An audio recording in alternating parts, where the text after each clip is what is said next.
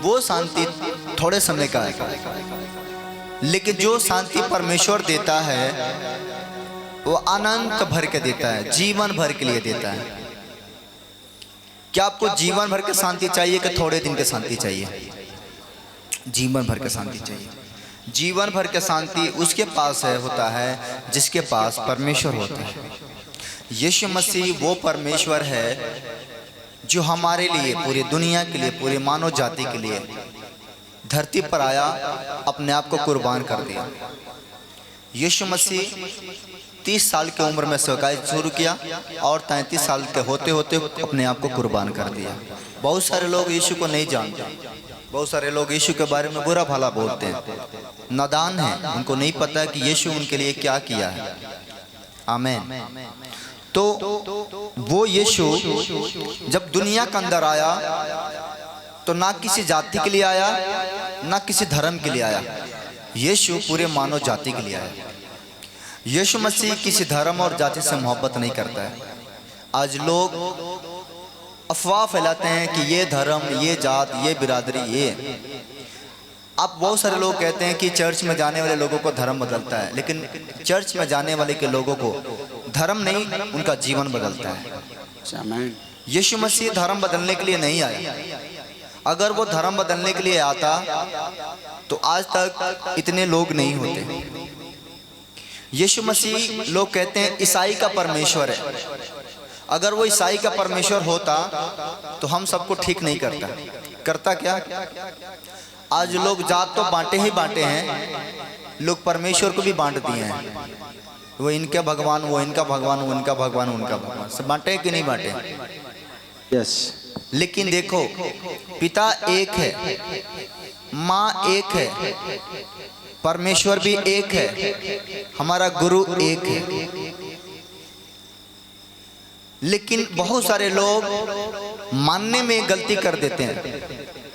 आज लोग एक कहावत कहते हैं, बहुत सारे लोग कहावत कहते हैं, दुनिया में कहते हैं कि सब तो भगवान हैं, सब तो परमेश्वर ही हैं, किसी को मान लो। ऐसा नहीं करना चाहिए। वो लोग कहते हैं कि किसी को भी मान लो, सब तो भगवान हैं, बोलते हैं कि नहीं बोलते? लेकिन अगर देखा जाए, बाजार कितने लोग करते हैं, इसमें बाजार कितने लोग करते हैं, सब्जी किने कितने लोग जाते हैं? यस। एक व्यक्ति मेरे सामने खड़े हो जाए, एक व्यक्ति जो सब्जी किनने जाता हो, सच में खड़े हो जाए, शर्माए नहीं, खड़े हो जाए। जो सब्जी किनते हैं, जेंट्स खड़े हो जाए। आप बाजार करने जाते हैं, जाते हैं कि नहीं? हाँ, जाते हैं। सब्जी खरीदते कि नहीं? खरीदते हैं। आलू खरीदे हैं? हाँ। तो टमाटर कभी खरीदे हैं? हाँ, खरीदे हैं। अच्छा, जब आप टमाटर खरीदने जाते हैं जी, तो जो दुकानदार होता है जी, जैसा तौल के देता है वैसा लेकर आते हैं कि बीच के लेकर आते हैं? बीच कर लाते हैं। क्यों? देखना पड़ता है कौन अच्छा है, कौन कैसा है। सब तो टमाटर है, सब तो टमाटर है। तो क्यों बीचते हो? खराब और निमन तो उसमें से चूज करते हैं। चुनना पड़ता है ना। तो आज आपको चुनना है कि सही कौन है, गलत कौन है। जब टमाटर लेने आदमी जाता है तो टमाटर सब लाले होता है, सब एक ही जैसा होता है, लेकिन अपने लिए चुनना पड़ता है कि मेरे लिए कौन अच्छा है। कहीं ऐसा ना हो कि मैं सड़ा हुआ ले लूं और सब्जी बन जाए और हम बीमार हो जाए। सही है कि नहीं? सही है। आलू खरीदने जाते हैं तो चुन के आलू खरीदते हैं, ताकि ऐसा ना हो कि कोई सड़ा हुआ लेकर चले जाए और वो सब्जी हम खाएं और हम बीमार हो जाएं। जब हम आलू चुन के लेते हैं, सब्जी चुन के लेते हैं, मर मसाला लेते हैं, जो मिर्चा है उसको भी चुन के लेते हैं, लहसुन भी चुन के लेते हैं, तो आप समझो कि जिस परमेश्वर के पास हो उसको क्या चुनना है कि नहीं चुनना है, कि कौन मेरा गुरु है जो मेरे को पार लगाएगा, कौन मेरा पिता होगा, जो कौन मेरा खुदा है जो मुझे पार लगाएगा। चुनना पड़ता है। जो सही है वो काम करेगा, जो नहीं सही है वो उससे बीमार हो जाएंगे। यीशु के दरबार में यीशु ने मना कर दिया कि मेरे पास कोई बलि लेकर मत आ जाना, कोई बलि लेकर मत आना। यीशु मसीह कोई बलि से खुश नहीं होता है, ना ही खोसी से खुश होता है, ना मुर्गा से खुश होता है, ना गाय भैंस से खुश होता है, ना लौंग कपूर से खुश होता है, ना किसी सामान से खुश होता है, ना लड्डू चढ़ाने से खुश हो जाता है, ना अगरबत्ती कपूर चढ़ाने से खुश होता है। परमेश्वर हमारे और आपका विश्वास से खुश हो जाता है। सब बोला हालेलुया, ताली बजाइए परमेश्वर के लिए। परमेश्वर को आपका कुछ नहीं चाहिए, ऐसा नहीं है कि आपसे परमेश्वर कहे कि मैं तुम्हें ठीक करूंगा, ले 200 खर्चा कर दे तो मैं ठीक करूंगा। नहीं नहीं नहीं, परमेश्वर कहता है कि मैं तेरा बाप हूं, मुझे पता है तू गरीब है, 200 कहां से लाएगा, 200 कहां से लाएगा। तो मैं अगर तुम रियल मेरे बेटे हो तो जरूरी नहीं है कि पैसे से मैं तुम्हें ठीक करूंगा, बिन पैसे के भी मैं ठीक करूंगा, तभी तो तुम्हारे बाप का हलाऊंगा। सब बलहा ले लिया। हालेलुया। माँ में 2 माँ होती हैं, माँ में 2 माँ होती हैं, एक असली माँ होती है और एक सौतेली माँ होती है कि नहीं होती है? यस। असली माँ में और सौतेली माँ में बहुत फर्क होता है। असली माँ होती है जब हम कमा के कहीं से आते हैं या कहीं से घूम के आते हैं तो असली माँ होती है बच्चों को मुंह की तरफ देखती है, मुंह की तरफ देखती है, कहती है अरे हमारे बाबू भूखा गिल बड़े, दुबरा गिल बड़े, बोलती है कि नहीं बोलती है, कितना कमजोर हो गए बने। सबसे पहले माँ का कहते कहते जा बाबू गुड़वा हाथ धो के आओ, कुछ खाना खा लो, चाहे वो माँ बूढ़ी क्यों ना हो। असली माँ अपने बच्चों को चिंता करती है, खाना का चिंता करती है, कपड़ा का चिंता करती है, पैसों का चिंता करती है, पढ़ाई लिखाई की चिंता करती है। असली माँ होगी वो अपने बच्चों का हर चीज का चिंता करती है। लेकिन अगर वो सौतेली माँ होगी वो चिंता नहीं करेगी, वो चिंता करेगी क्या चीज का, कमा के लिए लो हो, कितना पैसा बा, अगर नहीं खे तू हमारा बेटा थोड़ी होगा, जा कमा। असली असली होता है और नकली नकली होता है। मैं एक चीज याद आ जाता है मेरे को, कह रहे हो तो मेरे दुनिया में ना माँ है ना बाप है, मेरा कोई नहीं है दुनिया में। परमेश्वर के पास चले गए हैं, मेरे ऊपर सब जिम्मेदारी छोड़ के चले गए हैं। घर का जिम्मेदारी, कलेसिया का जिम्मेदारी, इतने लोग टीम में काम करते हैं सबका जिम्मेदारी, रिश्तेदारों का जिम्मेदारी, हर चीज़ का बोझ मेरे ऊपर डाल के चले गए कि बेटा तू संभालना, मैं सब देखता हूँ। जब मेरे माँ बाप चले गए तो बहुत सारे लोग मेरे पास आए, कहे कि मैं हूँ, मैं तुम्हारी मदद करूँगा। लेकिन जब मेरे को पापा की याद होता है, माँ की याद आता है और मैं रोता हूँ, भूखा सोता हूँ, भूखा रहता हूँ, तो कोई नहीं पूछने आता कि खाना खाएं कि नहीं खाएं। अगर वही मेरा असली माँ होती तो मुझे कभी भूखा नहीं सोने देती। सही है कि नहीं? तो असली में नकली में हमेशा फर्क होता है, हमेशा याद रखना। एक बार मैं अपने घर की कहानी, मेरे पिताजी 2 भाई थे, तो मेरे पिताजी बड़े थे और एक मेरे पिताजी के छोटे भाई जो मेरे चाचा लगते हैं। मेरे को दिन याद है कि जब मेरे पिताजी चले गए, मेरे माँ चली गई, तब वो लोग मेरे पास आए थे। तो मेरे को उम्मीद हो गया कि मेरे चाचा चाची हैं वो मुझे सेवा करेंगे, मेरे को देखभाल करेंगे, मेरी चिंता करेंगे और मैं इनको देखकर खुश रहूँगा। उनके घर शादी था, तब तक तो वो ठीक थे। शादी को बीतने के बाद मैं लगा सोचने के काश मेरा मौसी आती और मुझसे पूछती कि बेटा कुछ खा लो, तो कम से कम माँ का तो याद नहीं आता। तो भी मैं समझ गया कि दुनिया में अपना वही है जो रियल है, नकली के पीछे कितना भागेंगे तो शांति नहीं मिलेगा। आज बहुत सारे लोग भागते हैं, दुनिया में भागते हैं, पत्थर के पास जाते हैं, पेड़ों के पास जाते हैं, पहाड़ों में जाते हैं, गलियों में जाते हैं, कुछ लेकर जाते हैं, लेकिन फिर भी शांति नहीं मिलता। असली माँ को पास दो या ना दो, वो हमें शांति देती है। यीशु मसीह शांति देने के लिए आया। यीशु मसीह, मैं भी कोई ईसाई नहीं हूँ, मेरा भी धर्म कोई ईसाई नहीं है, मेरा जात कोई ईसाई नहीं है, मैं भी हिंदू परिवार से हूँ। लेकिन यीशु को जब से मैंने पाया, यीशु ने मुझे वो मोहब्बत किया, वो प्यार किया कि मेरा जीवन को बदल कर रख दिया।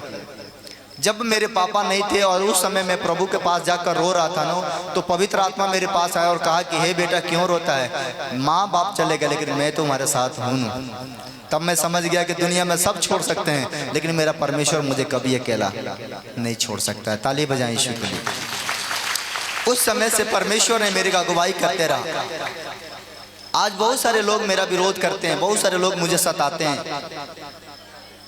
मैं एक दिन परमेश्वर से पूछ रहा था कि हे प्रभु, मैं ऐसा कौन गलती काम करता हूं कि जो लोग मुझे पीछा पड़े हैं, मुझे सताते हैं, मुझे दुख देते हैं। परमेश्वर ने कहा बेटा, तू जितना अच्छा काम करेगा उतने तू सताया जाएगा। मैंने कभी सोचा नहीं था कि इतना सताव होगा, इतना परेशानी आएगा, लेकिन परमेश्वर ने मुझे हिम्मत देता है। वो कहता है कि बेटा मैं तेरे साथ हूँ और मैं उसके भरोसे आगे बढ़ता हूँ और परमेश्वर मुझे सफल करता है। वो परमेश्वर आपको सफल करेगा।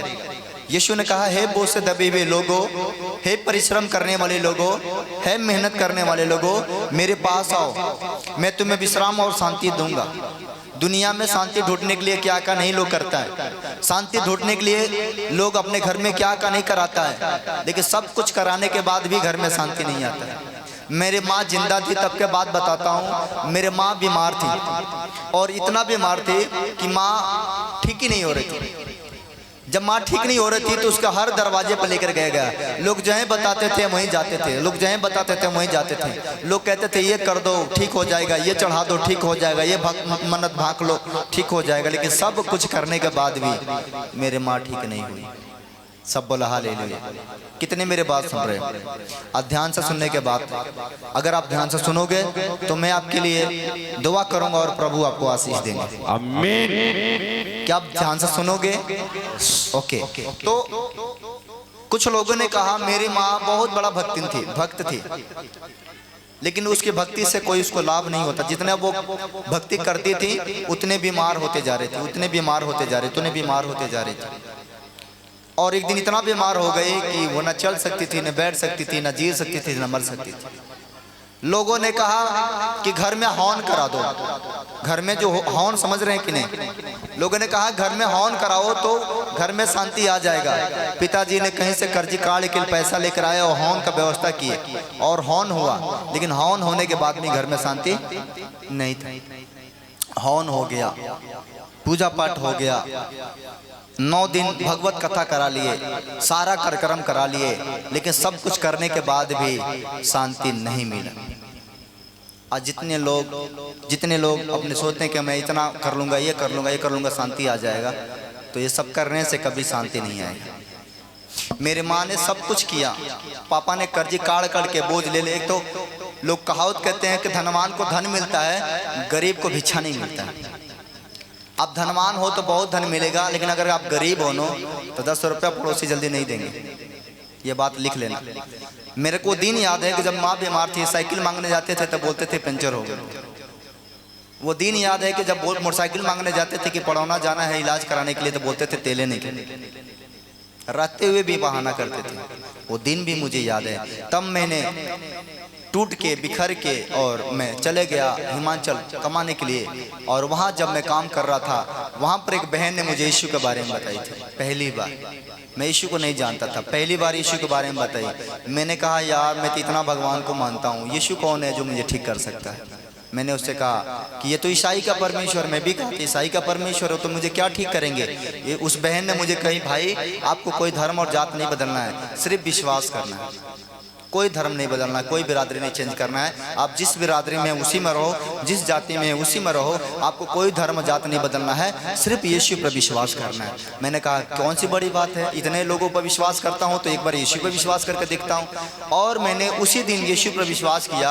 और जिस दिन मैंने यीशु पर विश्वास किया, सुबह विश्वास किया और शाम को घर से फोन आया कि मेरे मम्मी का राहत मिल गया, मतलब जो तबीयत खराब था उससे थोड़ा राहत है। तो मैं तो सोच नहीं पा रहा था कि ऐसा हो सकता है, क्योंकि अद्भुत था।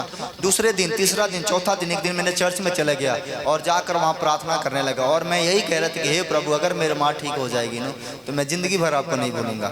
और उसी समय क्या हुआ, थोड़े समय के बाद फोन आया कि माँ बिल्कुल ठीक है, खाना खा रही है। मन को सुकून मिला। यार इतना कुछ करने के बाद शांति नहीं मिला, लेकिन एक प्रार्थना करने से अगर मेरे घर में शांति मिल रहा है तो मैंने कहा कि अब 1 घंटा नहीं, अब 2 घंटा प्रार्थना करूंगा, 3 घंटा करूंगा। और मैंने लगातार प्रार्थना करते रहा और मेरे माँ पूरा तरीके से ठीक हो गए। सब बोला हालेलुया हालेलुया। जब मेरा माँ ठीक हो गई तो मैंने वचन पढ़ा और बाइबल में लिखा था, क्या तुम नहीं जानते हो कि तुम्हारा शरीर परमेश्वर का मंदिर है?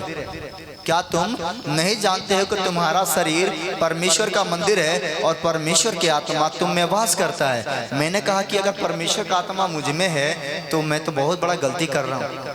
मेरा गलती क्या था? मैं दारू पी रहा था। मेरा गलती क्या था? मैं बीड़ी पी रहा था। मेरा गलती क्या था? मैं तम्बाकू खा रहा था। और जब मैंने वचन पढ़ा, प्रभु ने कहा क्या तुम नहीं जानते हो तुम्हारा शरीर का दरवाजा मुंह है, इसी मुंह से प्रभु का नाम लेते हो, इसी के मुंह से गुटखा खाते हो तो प्रभु तुम्हें क्या देगा? मैं डर गया कि कहीं प्रभु के साथ मैं धोखा तो नहीं कर रहा हूँ ना। ये मुंह ही गंदा रहेगा तो शरीर कितना गंदा होगा। प्रभु ने कहा हे बेटा क्या तुम नहीं जानते हो तुम्हारा आँख शरीर का दिया है? अगर आँख तेरा साफ है तो तेरा मन भी साफ रहेगा। मुंह तेरा साफ है, तेरा मन साफ रहेगा। लेकिन अगर मुंह आँख गंदा है तो तेरा शरीर कितना गंदा होगा। मैं डर गया। मैं तो तम्बाकू लिया था, मैं बीड़ी लिया था, मैं तो एक पार्टी में बैठा था दारू पीने के लिए। जैसे मैंने बोतल उठाया मेरे को याद आ गया प्रभु ने कहा था कि हे बेटा मैं तेरे अंदर रहता हूँ। मैंने कहा कि जो परमेश्वर मेरे अंदर रहता है उस परमेश्वर के अंदर मैं दारू डाल रहा हूँ, उस परमेश्वर के अंदर मैं बीड़ी डाल रहा हूँ, उस परमेश्वर के अंदर मैं नशा डाल रहा हूँ, तो मेरा परमेश्वर मुझसे तो नाराज हो जाएगा। उसी समय मैंने वादा किया कि हे प्रभु अब ये नशा नहीं करूँगा, तू मेरे साथ हो जा। और उसी समय मैंने दारू पर त्यागा, नशा त्यागा, सब कुछ त्याग दिया। और त्याग देने के बाद मैंने हटा। मैं आपको एक चीज़ बताना चाहता हूँ, आज लोग बलि देते हैं ना, खोसी का, बकरा का, मुर्गा का बलि देते हैं ना। आज परमेश्वर भी आपसे बलि मांगता है, परमेश्वर भी कहता बलि दे दो, लेकिन किस चीज़ का बलि मांगता है? बुराई का बलि, बुराई का बलि दे दे, पाप का बलि दे दे, नशा का बलि, मतलब नशा छोड़ दिए तो बलि दे दिए, बीड़ी छोड़ दिए तो उसका हम बलि दे दिए, गलत काम हम छोड़ दिए उसका बलि, ये बलि मांगता है, लेकिन किसी जानवर का बलि नहीं मांगता है। सब बोला हालेलुया, हालेलुया। तो आपको बलिदान करना है, लेकिन बुराई का बलिदान करना है, बुराई बलिदान करना है, नशा का बलिदान करना है, बलिदान करना है, चोरी का, झूठ बोलने का, नफरत करने का, विरोध करने का, पाप करने का, ये बलिदान करना है। बाकी किसी चीज का बलिदान करने की जरूरत नहीं है। सब बोला हालेलुया, हालेलुया। परमेश्वर ने मुझे जीवन दिया और वहीं से मुझे उठाकर परमेश्वर ने खड़ा किया और परमेश्वर ने मुझे अपने नगर में लेकर आया। जैसे मैं इस नगर में आया, मैं कभी चर्च लगाया नहीं था, मैंने प्रचार कभी किया नहीं था, लेकिन जब मैं वहाँ से चंडीगढ़ गया, चंडीगढ़ से मैं घर आया, घर आने के बाद मैंने सोचा कि मैं फिर बाहर चले जाऊँगा। लेकिन थोड़े समय के बाद क्या हुआ, मेरे पापा ने बोले चलो एक चर्च लगा, वहाँ पर प्रार्थना करना है। और हम गए पापा के साथ चर्च में। वहाँ जाने के बाद मैंने क्या देखा, वहाँ पर बहुत सारे लोग लगे थे, बहुत सारे प्रार्थना हो रहा था, लेकिन मैं भी प्रार्थना किया। वहाँ के लोगों ने मुझे बोला प्रार्थना करो, और मैंने पहला टाइम एक गूंगा के लिए प्रार्थना किया था और वो बोलने लगा, अंधा के लिए प्रार्थना किया, वो दिखने लगा। मैं भी लगा कि यार हो सकता है झूठे मोटे में कहता हूँ। मैंने उसकी माँ को बुलाकर पूछा सच में गूंगा था? वो माँ कह रही हाँ सच में गूंगा था। मैं उसके पापा से पूछा सच में गूंगा था? उसने कहा हाँ सच में गूंगा था। फिर पड़ोसियों से पूछा सच में गूंगा था?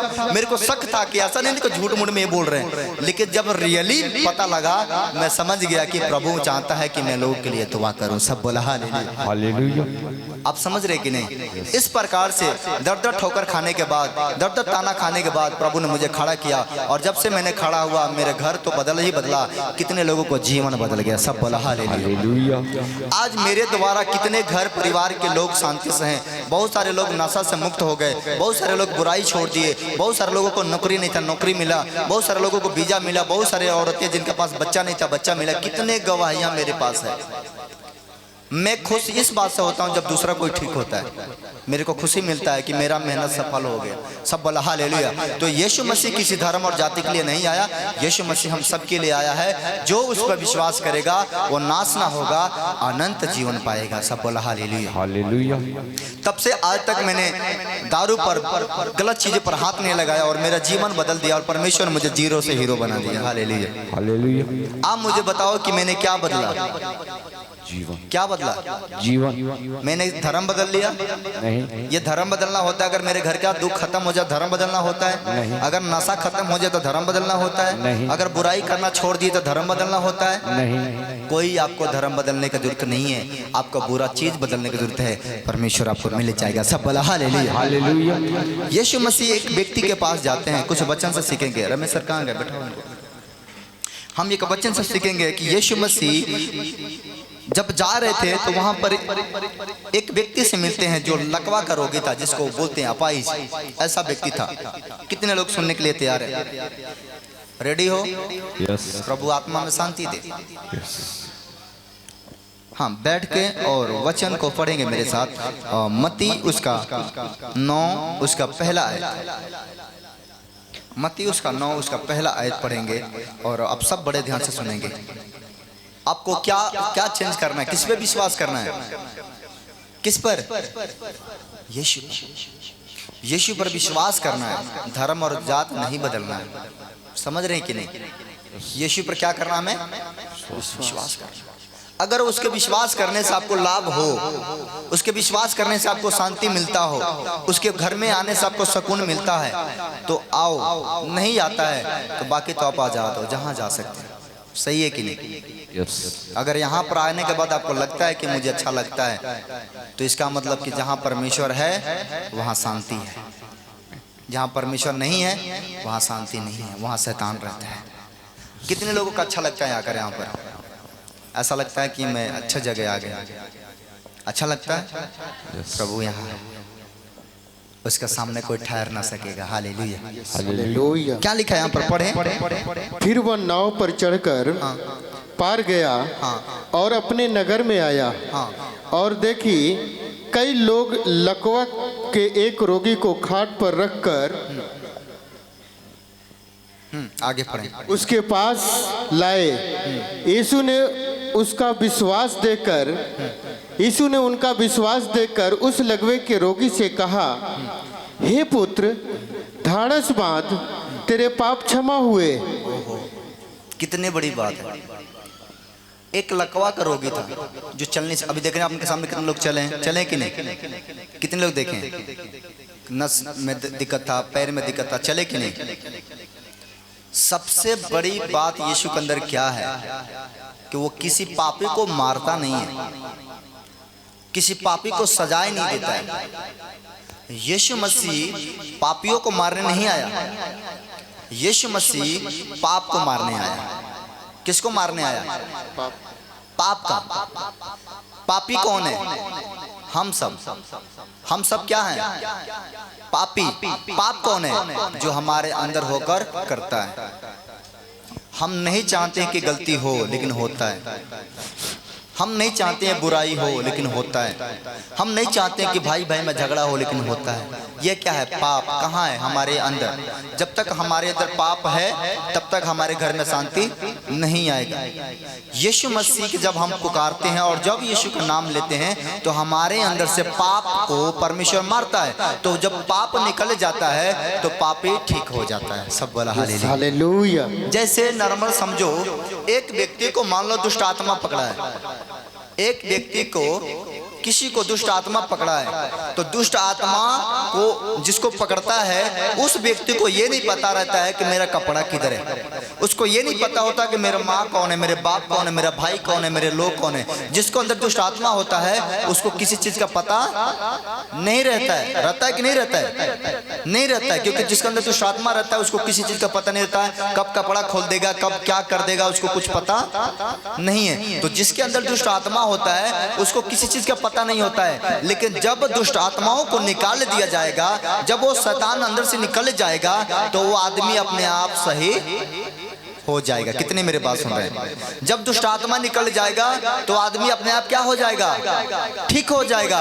और जब वो आदमी ठीक हो जाएगा, तो फिर कपड़ा निकाल कर फेंकेगा, फिर वो बुराई करेगा, फिर वो चोरी करेगा नहीं करेगा। तो यीशु मसीह दुष्ट आत्माओं को निकालने के लिए आया, यीशु मसीह पाप को निकालने के लिए आया, यीशु मसीह बुराई को निकालने के लिए आया, यीशु मसीह नाशा को निकालने के लिए आया, यीशु मसीह धर्म को निकालने नहीं, यीशु मसीह विचारों को, बुरा विचार को निकालने के लिए आया। सब बोला हालेलुया।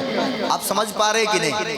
तो जब इंसान के अंदर दुष्ट आत्मा निकल जाता है, उसका शरीर हल्का हो जाता है। बुखार किसको किसको लगा? कब किसको किसको बुखार लगा है? अभी नहीं, मतलब कभी तो लगा होगा बुखार। किसी को बुखार कभी लगा है? माइक वाले किधर चले गए हैं? जी, माइक वाले किधर चले गए हैं? माइक वाले किधर चले गए? दौड़ के आ जाओ। एक व्यक्ति खड़ा कराओ, आप भी खड़ा कराओ। एक व्यक्ति, कोई खड़ा हो जाए, एक व्यक्ति, कोई भी व्यक्ति। अच्छा, उस औरत को बुला ले, इधर बुलाओ, मेरे सामने बुला, मेरे सामने बुला। इसका एक उदाहरण देता हूं, बस इसको समझना। वहीं पर उधर उधर, हाँ बस रहने दे। आपको कभी बुखार लगा है? एक बात मुझे बताओ, जब आदमी को बुखार लगता है, तो उसका शरीर कैसा महसूस होता है? एकदम चले फिरे का मन नहीं करता है। हाँ। आप बीपी एकदम लो हो जाते हैं। आप बहुत परेशानी है, दुका बोलला वो कम हो गए रहे बहुत।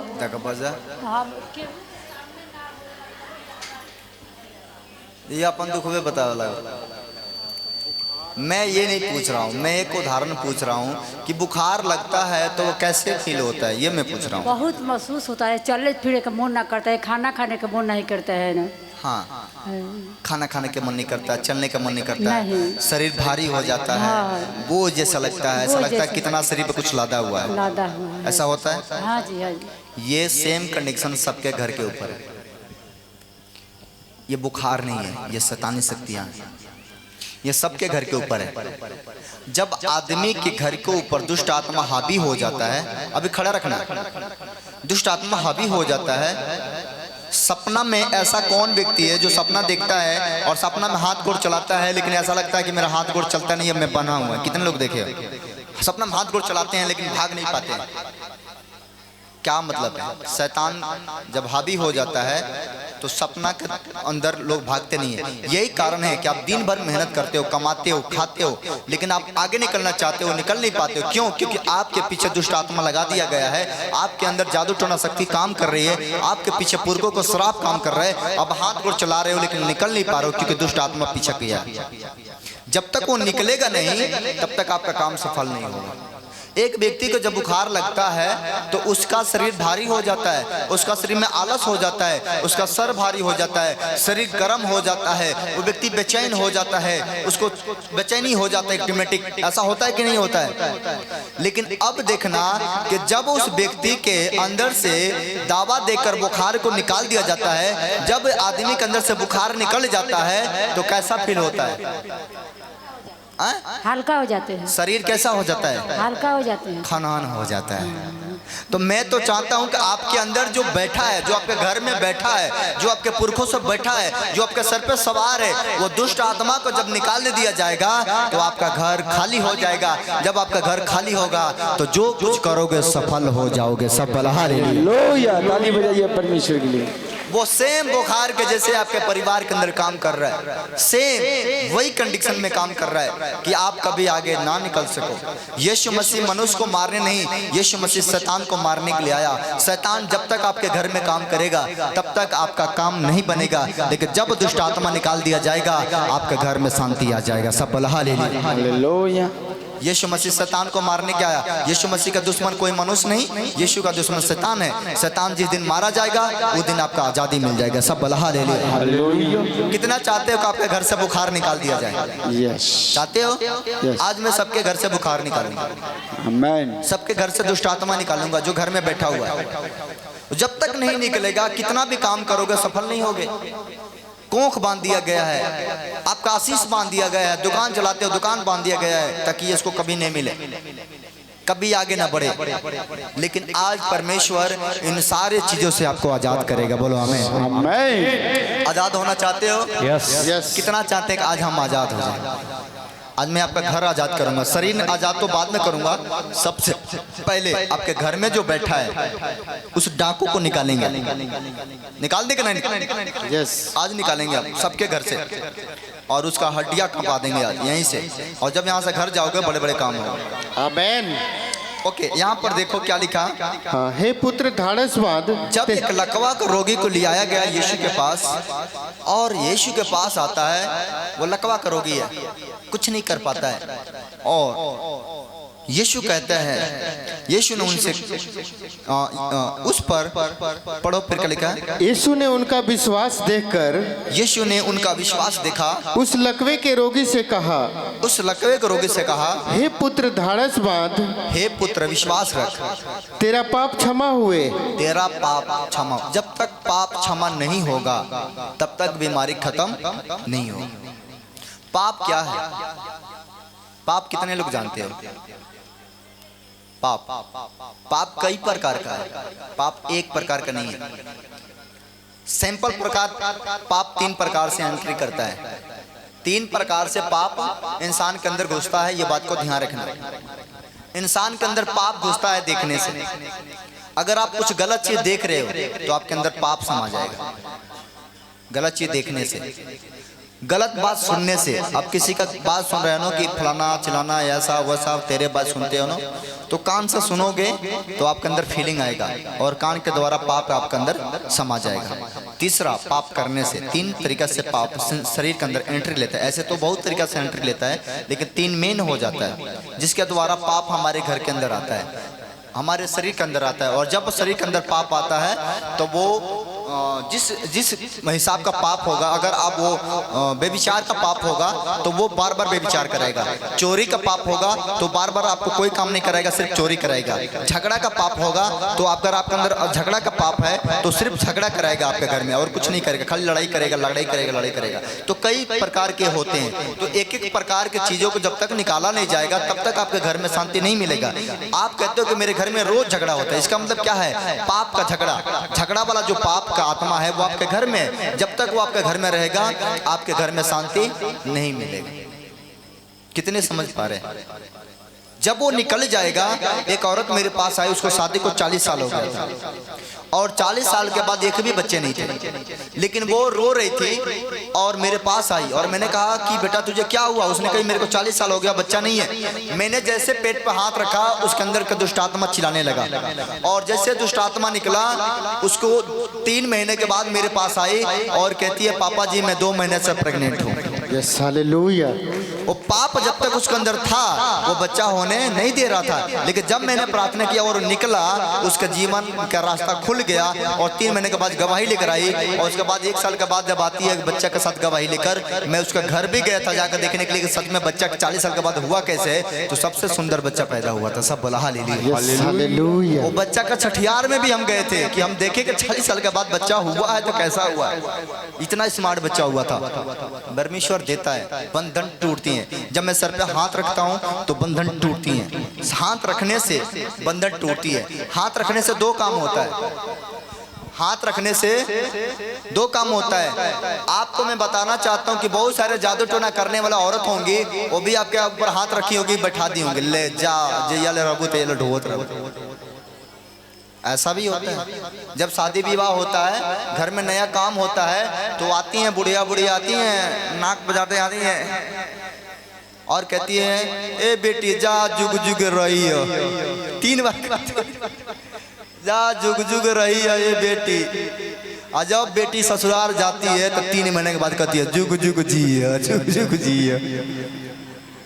लोग कहते हैं ये क्या हो गया? कहते तो 3 महीना में ये हाल हो गया। उसके बाद कहते हैं ते कौन हो रे? तो पति कहता अल्लाह ये पतियों करने के चिन्हत के समझ रहे कि नहीं?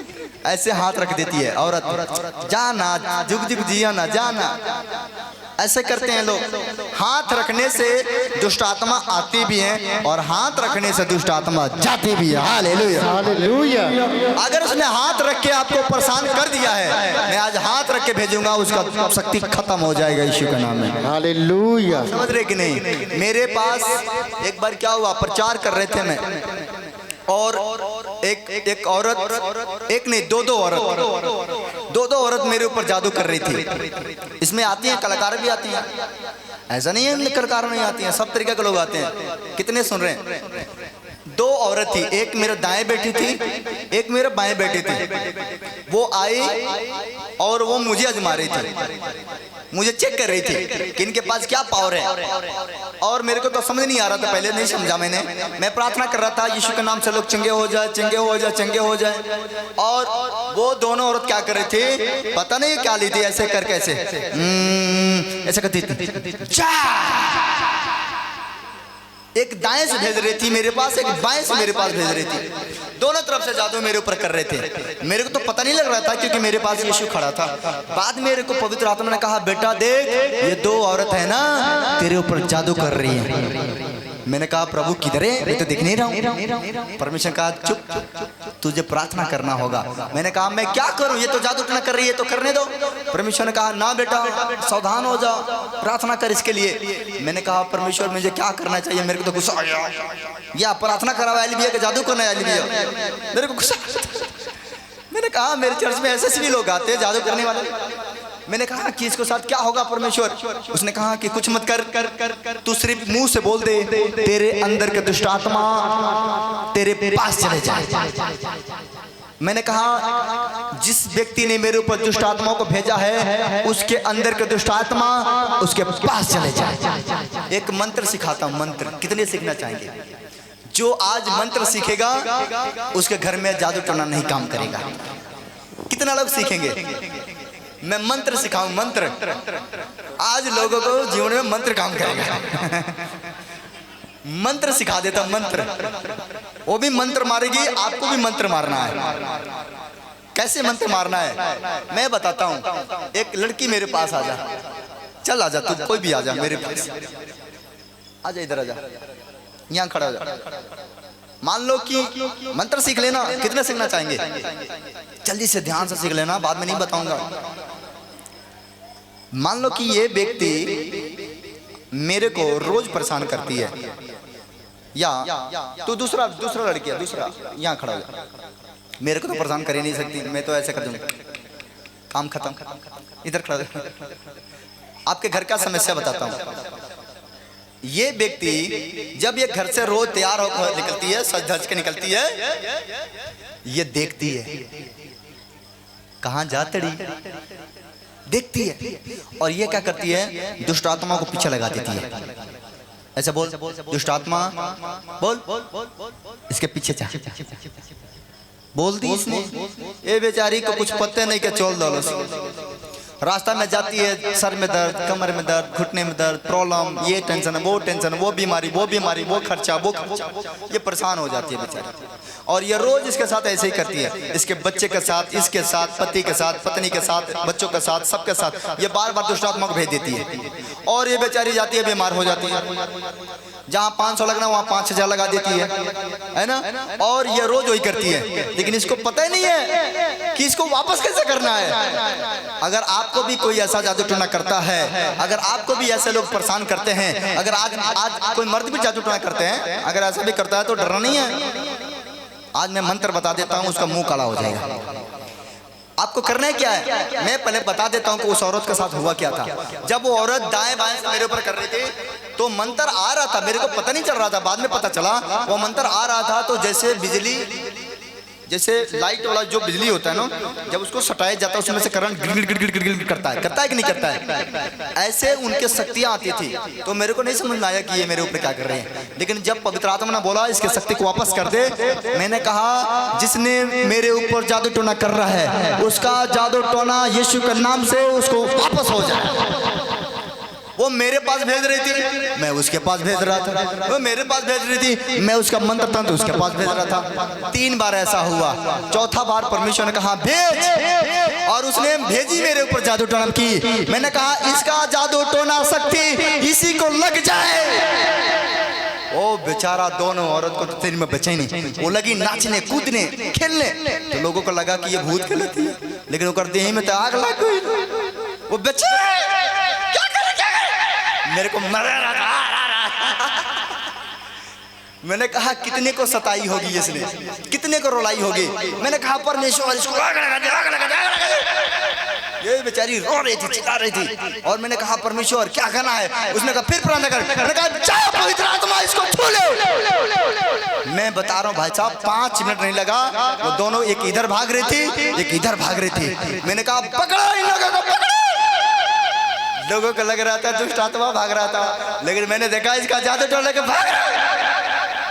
कभी हमारे ऊपर, हमारे बच्चों के ऊपर जादू टोना काम नहीं करेगा। बोलो आमीन। आमीन। आप सब परमेश्वर का बेटा बेटी हो, मैं आपके ऊपर जादू टोना लगने नहीं दूंगा। लिख लो, चैलेंज करता हूँ, ऐसी के तैसी हो जाएगा। हम कोई ताबीज नहीं बांधते हैं। अरे भागे क्यों नहीं, इधर आओ, दोनों आ जाओ, अभी तुम्हारा कहानी तो बाकी है। हम लोग कभी जब ताबीज नहीं बांधते हैं, ना मेरे बच्चे बांधते हैं, ना मेरे गले में ताबीज है, ना मेरे हाथ में, ना मैं कोई कंठी माला लगाता हूँ, ना कोई टीका लगाता हूँ, सैंपल रहता हूँ। क्योंकि परमेश्वर ने कहा माँ के गर्भ से तू निंगे आया था और निंगे चले जाएगा। माँ के पेट से जब हम निकले थे तो ताबीज लेकर नहीं निकले थे, माँ के पेट से निकले थे तो कोई टीका फाना करके नहीं निकले थे, माँ के शरीर से प्लेन निकले थे। और मरेंगे तो लोग हमें नहा धोवा का प्लेन लेकर जाएंगे। सब बोला हालेलुया। मरने के बाद कोई टीका फाना करके नहीं ले जाएगा।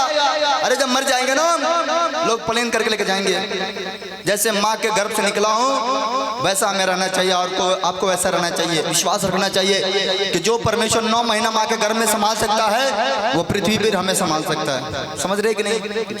लोग गले में यहाँ पर ताबीज लगा लेते हैं, यहाँ पर। मैं तो भाई ये लगा लिया हूँ, क्या बोलते हैं इसको, टाई बेल्ट लगा लिया हूँ। लेकिन लोग ताबीज लगा लेते हैं, कहते हैं मेरा ये बचाएगा। अरे एक शैतान को तुम गले में बांध के घूम रहे हो, दूसरे शैतान को निकालोगे, निकलेगा क्या। कुत्ता कुत्ता को घर में बांध कर रखे हो और दूसरे कुत्ता को भगा रहे हो।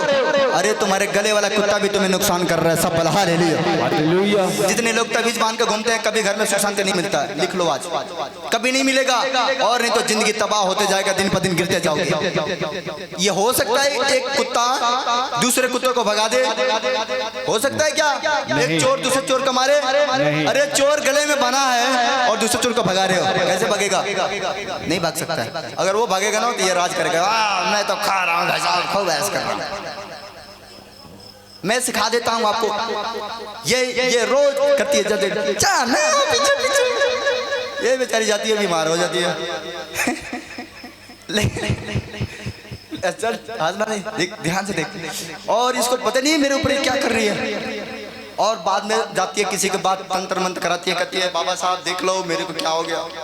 बाबा साहब कहते हैं आ जा फलानमा के उखड़ जा, यहाँ के उखड़ जा, वहाँ के उखड़ जा और आ जा। कहते हैं बेटा ये ठीक हो जाएगा, 2 खप्पर दे दे, 2 खोसी चाहिए मुर्गा, 2 पौआ चाहिए, मैं ठीक कर दूंगा। जब 4 पौआ अंदर चले जाता है तो अपना ही भूत सवार हो जाता है, आंख लाल लाल हो जाता है ना। उतरेगा भूत? अरे और चढ़ जाएगा तुम्हारे ऊपर। 1 उतारने गए 4 लेकर आओगे, याद रखना। ऐसे भूत नहीं उतरते हैं। ये इसके ऊपर ये जादू कर रहे, जाना है करना रे, करना है। अगर ऐसे आपको साथ हो रहा है, अगर आप भी किसी दुष्ट आत्मा से परेशान हैं, आप भी अपने परिवार से परेशान हैं, आप भी अपने पड़ोसी को दुष्ट आत्मा से परेशान करते हैं, जा जा जा, कोई मौके कहली सो जा से तो कोई सुखी से ना रहो, और बेचारी लागली से रोवे, कहले भी है कोई सुखी से ना रहो, और दिमाग में चलते रहता है और सोई सुख नहीं आता है। डिलेक्ट कर दो, तुम परमेश्वर के बेटे हो। बोलो हम परमेश्वर के बेटे हैं। अब आज से करना है क्या है? सीख लो। सीखना चाहते हो मंत्र? मंत्र चाहिए? कितने कर चाहिए? सब बेचारा दुखी लोग हैं, बीक बरता इन लोगों को, इतना ना परेशान कर लिया, इतना ना आज मिल जाए मंत्रवा न होता जाए तो नहीं के ऊपर लगा दे, ले आज जाए तो आज उनके छोड़े नहीं, मंत्र लेके जाए, ले सुनो कर देना, कोई बात नहीं, मैं अच्छा मंत्र सिखाऊंगा। ये कोई मंत्र तंत्र नहीं होगा, परमेश्वर का वचन होगा। जैसे ये व्यक्ति जादू कर रही है, ये व्यक्ति को पता नहीं है कि मुझे क्या करना चाहिए, लेकिन आज से ये व्यक्ति क्या करेगी, ये यीशु पर विश्वास करती है और ये मन से बोलेगी यीशु तू मेरे साथ रहता है। सुनना ध्यान से। जैसे ये इसका नाम क्या है? पिंकी। तुम्हारे क्या नाम है? टिंकी। पूजा। पिंकी टिंकी देखो दोनों आगे। अगर पिंकी इसको सता रही है तो पूजा क्या करेगी? इसका नाम लेगी, प्रार्थना करेगी और कहेगी हे पिता यीशु मसीह के नाम में पिंकी के अंदर जो आत्मा काम कर रहा है, जो इसके अंदर जादू टोना है, जो इसके अंदर शक्ति है, यीशु के नाम से मैं बांध देता हूँ। कितना बोल पाओगे? कुछ सीखे? नहीं सीखे? फिर सिखाता हूँ। पिंकी ने कह दिया जा ना दुष्ट आत्मा। ये क्या करेगी? प्रार्थना करेगी और जब घर से निकलेगी कहेगी हे मेरे प्रभु पिंकी के अंदर जो आत्मा वो काम करता वो करा हम बांध देता नहीं है जा। समझ गए कि नहीं? इसका अंदर जो जादू टोना है खत्म। हालेलुया। आप 3 दिन उस व्यक्ति का नाम लेकर प्रार्थना करोगे ना, 4था दिन वो बीमार हो जाएगा। लिख लो। ओकर बाद आपसे कोई ये दीदी कहाँ रो जाई ले तो हमरो न ले चली, यही तरह कोई हुआ चेक कर कहीं तो हमरो को ले चले, बुझाता हम बुझाता बीमार हो गए। ऐसे बोलने वाला है। जितने लोग आपको सताएंगे उसका नाम लेकर बोलना यीशु मसीह के नाम से इसके अंदर के दुष्ट आत्मा निकल जाए, इसके अंदर के दुष्ट आत्माओं को बांधता हूँ, इसके अंदर के बीमारी को बांधता हूँ, इसके अंदर को लड़ाई को बांधता हूँ, इसके अंदर को कलेश को बांधता हूँ। जैसे यीशु का नाम लेकर बांध दोगे वो बीमारी बन जाएगा, शैतान बन जाएगा और तुम आजाद हो जाओगे। सब बोला हालेलुया। एक व्यक्ति ने मेरे ऊपर ऐसे जादू टोना कर दी। वो गांव की थी, और मेरे ऊपर मंत्र मार दी, जाओ तुम लोग काम हो गया। वो मंत्र मार दी। मैं रात को प्रार्थना में था, आपको नहीं देखा, घुटना टिकाया था, ऐसे मैं घुटने के बल रहता हूँ। रात को आप सो जाते हो ना, मैं सोता नहीं हूँ, जागता रहता हूँ, प्रभु मेरे बच्चों को कोई तकलीफ ना हो जाए। अब इतना दूर दूर से आते हो, बड़े विश्वास से आते हो, मेरे को डर रहता है कि मेरे बच्चों को कुछ हो ना जाए, इसलिए आप सोते हो, कहीं जाते हो तो मेरे को चिंता रहता है कि जब तक मेरा बच्चा दूसरा बार आकर मुझे बता ना दे तब तक मैं दुआ करते रहूँगा। मैं तब तक दुआ करता हूँ, मैं थकता नहीं हूँ, हारता नहीं हूँ। आप मेरे साथ घुटने के बल इतना देर नहीं बैठ सकते जितना देर मैं बैठ सकता हूँ। आप समझ रहे कि नहीं? मैंने प्रार्थना कर रहा था, उसने जब तुमने की, मैंने कहा परमेश्वर क्या होगा? मैंने कहा, मैंने एक दिन चेक किया, मैंने कहा प्रभु देखता हूँ कि इसको कुछ होता है कि नहीं होता है। वो मेरे को तंग कर रही थी बार बार, और वो भौजाई लगी, ऐसे आती है ऐसे, ये बाबू तो सुनी ना, हमको वहीं कि कहाँ इतना शॉर्ट होती है ये। हम तो पहले ना, लेकिन प्रार्थना मैंने करा तब मैंने देखा यार इसके अंदर तो दुष्ट आत्मा है, ये बार बार सट के बतियाओ दिया तो हमको होता नहीं कहेंगे लसी आती है सटी आती है। हम डर गए। ऐसे बात, जिसके अंदर जादू टोना होगा पहचान देखो, जिसके अंदर जादू टोना होगा उसका आंख हमेशा लाल होगा, बड़ी बड़ी आंख होगी, उसके पपनी कभी गिरेगा नहीं, सामने खड़ा रहेगा और आपको इतना प्यार से बात करेगी, इतना प्यार से बात करेगी कि मुंह जेबू, समझ जाना इससे धोखा हो जाएगा। इसे साइड को कड़े बोलने वाले लोग सही होते हैं, मीठा बोलने वाले लोग धोखाबाज होते हैं, ध्यान रखना। तो वैसी थी, मैंने प्रार्थना किया, मैंने देखा परमेश्वर, मैंने कहा परमेश्वर आज मैं चेक करता हूँ उसको पेट खराब हो जाए। मैंने कहा प्रभु इसका पेट खराब कर दे। और सुबह उठ के आती है, बाबू तनी देख ले हमार दुखा हो गए बा, तो राती के पूछ गए रोनी की तरह का भइल बा। आपको जैसे प्रार्थना करोगे दुश्मन का हालत खराब हो जाएगा। लिख लो, चैलेंज देता हूँ यीशु के नाम में, ताली बजाओ यीशु के नाम से जोर से। कुछ भी हो सकता है, तुम यीशु मसीह के बेटे हो, हम यीशु मसीह के चेले हैं, दुनिया को ये बतला देंगे हम यीशु मसीह के चेले हैं। किसके चेले हैं? यीशु मसीह के। किसी के बाप से डरने वाला नहीं है, क्योंकि मेरा बाप जिंदा है, इसलिए शैतान शर्मिंदा है। समझ गए कि नहीं समझे? Yes. कितने समझ पा रहे हो? मेरा यीशु जिंदा है, बोलो जिंदा है, इस रखते रहो। पहले के लोग गांव में क्या करते थे? चौकीदार रहते थे, चौकीदार, और आधी रात होता था कहते थे ओ जागते रहो, जागते रहो। लोगों को पता हो जाता था कि मेरा चौकीदार जाग रहा है। उस क्यों ऐसा बोलते थे पता? पहले चोर बड़े आते थे, इसलिए गांव में पहरा लगाया जाता था। जब ये व्यक्ति बोलता था जागते रहो, चोर समझ जाता था कि बुझाते जागता है, घर में घुस ना पाए, क्योंकि ये जाग रहा है। और आपको मैं बताना चाहता हूं, अगर आप जाग रहे हो, जागने का मतलब हो गया कि नींद से जागना नहीं, आत्मा से जागो, मन को साफ रखो, विचार को साफ रख के जागो, वो तुम्हें दर्शन दे देगा। सब बलहा ले ले पढ़ो के बताओ वहां पर क्या लिखा। जब एक व्यक्ति अपाहिज के पास यीशु जाता है और अपाहिज व्यक्ति को लेकर आते हैं और सुला देते हैं और यीशु से कहते हैं यीशु इसको ठीक कर दे, बेचारा अपाहिज है, चल नहीं सकता है। यीशु मसीह उससे कहता है कि जा बेटा, आज से तो ठीक हो जा, तेरा पाप क्षमा होगा। कितने लोग अपने पाप क्षमा मांगना चाहते हैं? देखो दुनिया में कोई भी ईमानदार नहीं है, कोई भी सच्चा नहीं है, सबके अंदर पाप है, सबने कहीं ना कहीं पाप किया है। पाप का मतलब ये नहीं कि शरीर से बेविचार किया है, पाप का मतलब हो गया झूठ बोलना, गाली देना, नफरत करना, बुराई कर देना, किसी को छल करना, किसी को फंसा देना, कई तरीका का होता है। तो इसमें फंसा रहता है। एक चीज़ याद रखना, आज मैं आपको चीज़ सिखाता हूँ। अगर आपके ऊपर कर्जी है तो जरूर नहीं, आपके ऊपर कर्जी है तो आपके ऊपर है, आपने भी किसी को कर्ज दिया होगा, दिया है कि नहीं दिया? दिए होंगे, 100, 50, 400, 500, 1000 रुपये दिए होंगे। तो आप अगर दूसरे के गलती माफ करोगे तभी आपके गलती माफ होगी। परमेश्वर ने कहा यदि तू दूसरे के अपराध क्षमा करो तो तुम्हारे अपराध क्षमा होगा। आपको बीमारी, यीशु ने यहाँ पर वचन में क्या लिखा? जा बेटा तेरा पाप क्षमा। जब तक पाप क्षमा नहीं हुआ था तब तक वो लगड़ा व्यक्ति चला नहीं, जब पाप क्षमा हो गया तो वो ठीक हो गया। आपको भी क्षमा मांगना है। कितने को मांगना है? मांगना है कि नहीं? यीशु मैं आज अपने पाप को क्षमा मांगता हूँ और दूसरों को माफ करता हूँ, तू भी हमारे गलती को माफ कर दे। आमीन। आमीन। कितना लोग देख के चलते हैं? कितने जलते हो? सच सच बता दो। दियादिन से कितने लोग झगड़ा करते हैं? ननद से करते हैं? जलते हैं।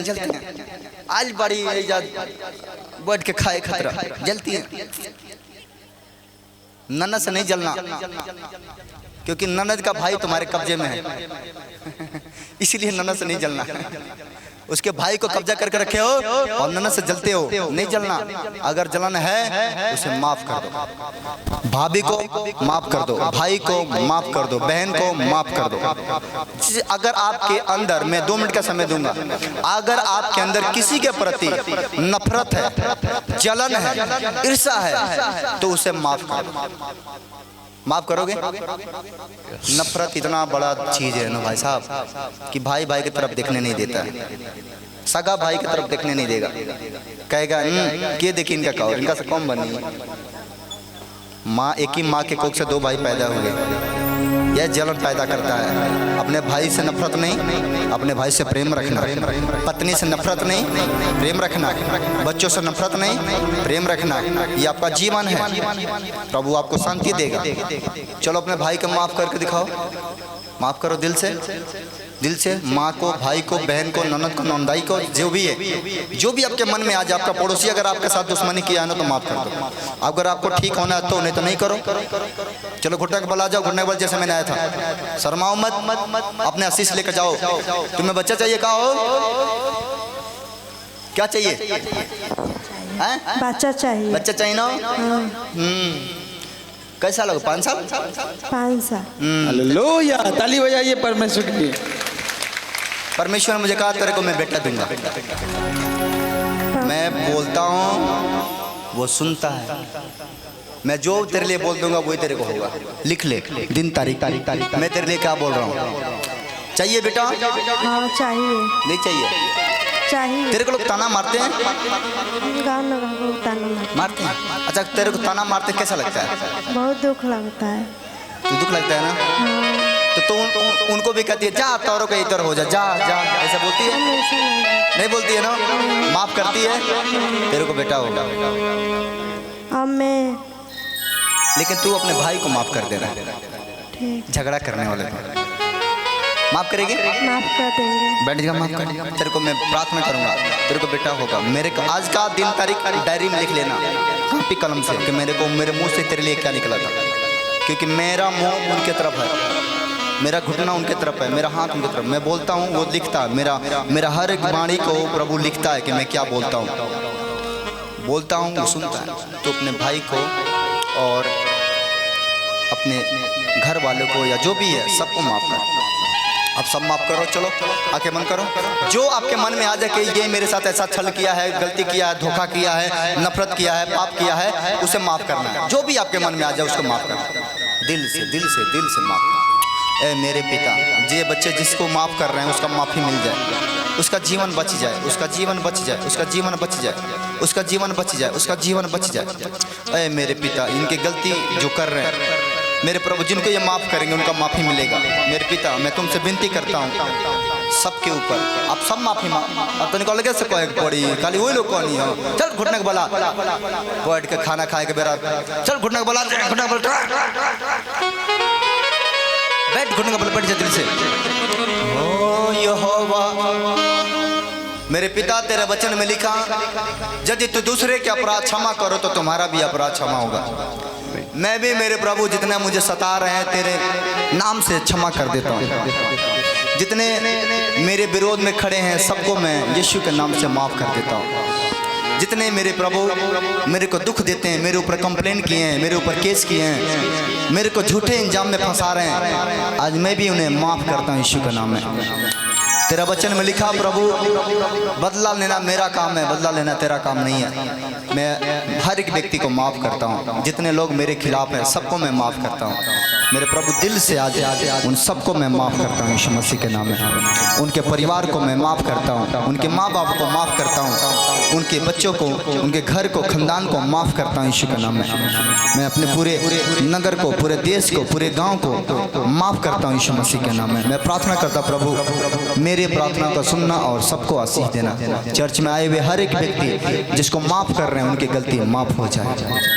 माफ हो जाओ, यीशु मसीह के नाम में बोलो आमेन। आमीन। सब